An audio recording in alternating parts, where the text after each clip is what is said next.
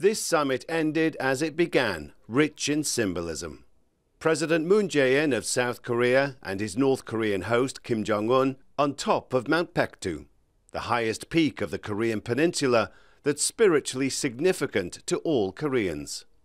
Inter-Korean relations have seen many false starts, with attempts at reconciliation often returning to threats of war.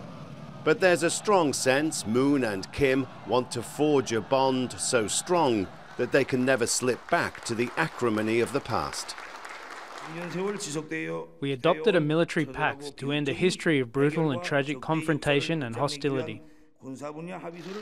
Some weapons facilities will be closed, but there's little detail on how to fulfill a more vague promise to make the peninsula nuclear-free.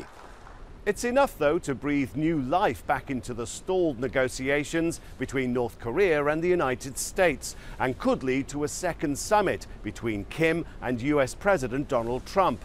But many believe to make real progress, it's now time for the photo ops to give way to detailed discussion. I mean, it's going to be really, really difficult. And the president and Kim Jong-un don't know these things in any kind of detail, which is why we keep getting these summit declarations that are very short, because the detail has to be worked out by the experts. More skeptical observers suspect North Korea, now with South Korean support, may have other reasons for pushing for a summit. And this is another significant diplomatic success for North Korea, because in few months, which will be spent to make preparations for the summit, and during the summit itself, we are not going to see any confrontation. And this is essentially North Korean tactics. Their major goal is to wait Donald Trump out. For North Koreans, like the thousands gathered for mass games that are normally a patriotic show of devotion to North Korea's leadership, a mix of excitement and bewilderment, to now listen to the leader of their traditional adversary speak of a Korean people united.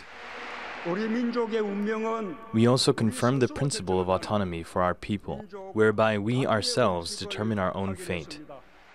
The leaders of two countries whose relations are heavily reliant on their much more powerful allies, building a homegrown momentum for change that may be difficult to stop.